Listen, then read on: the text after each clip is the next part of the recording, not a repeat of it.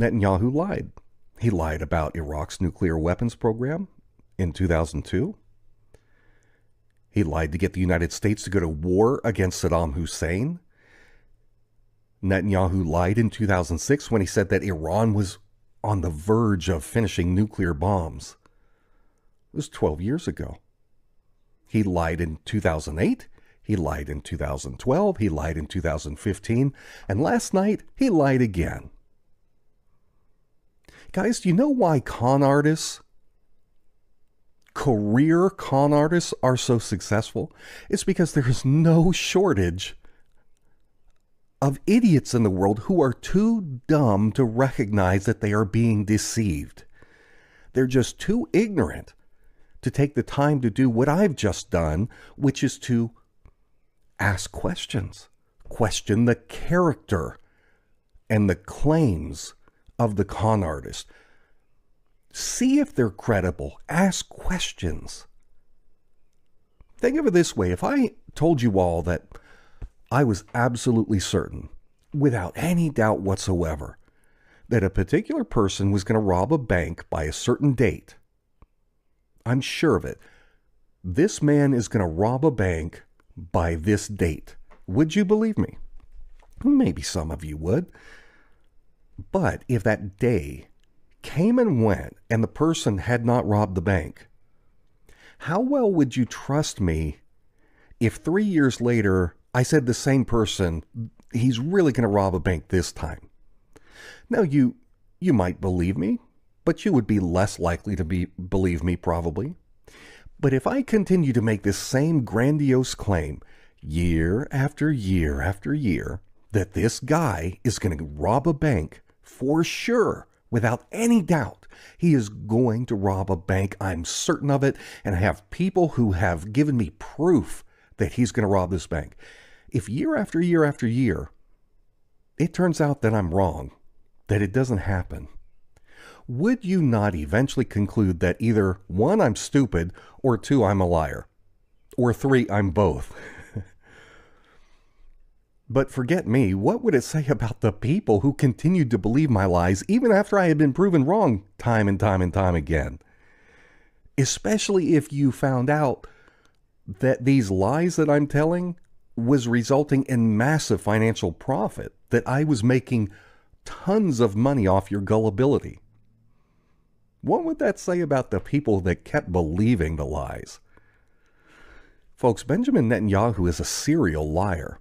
He is very intelligent. I've always been impressed with Netanyahu's sharp mind, his ability to use articulate words to influence people into doing his bidding. He's very charismatic. He's got charm.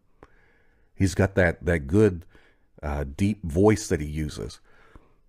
But Netanyahu, despite being a smart man, he's still an evil human being who is conning people into supporting bloodshed for the sake of giving the state of Israel more territorial power. His lies are leading to military operations that are killing our people, our soldiers. These military operations that are opening the doors of nations that allows our Western oil corporations to come in here. Netanyahu's got a lot of oil buddies that are profiting from these wars. And don't forget, Benjamin Netanyahu is a close personal friend of the Kushner family.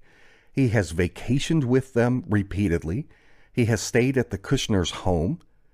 We know that Donald Trump's son-in-law, Jared Kushner, from Kushner, told this story a couple of times that I've read in magazine articles. Jared talked about how when he was a teenager, Netanyahu even spent the night in his own room. So Donald Trump and Jared Kushner are tied at the hip to Benjamin Netanyahu. And so knowing what we do of the deeply dishonest and immoral character of Netanyahu, how can we support him? How can we support his lies? How can we be willing to let our patriotic U.S. soldiers be used as pawns? by the state of Israel to go out there and engage in these Middle Eastern wars for the benefit of Netanyahu's buddies in the oil corporations.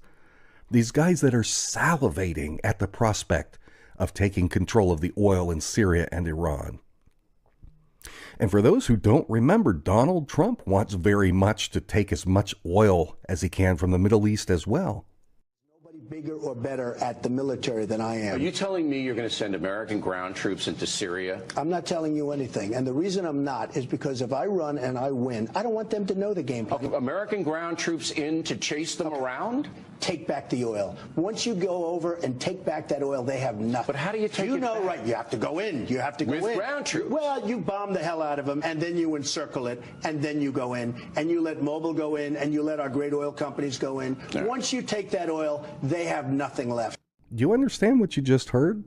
Donald Trump said that we should go into Syria with the U.S. military, bomb them, and steal their oil for our great oil companies. And that's not the only, there's tons of those things. He said that over and over. He said it about Iraq, about Syria.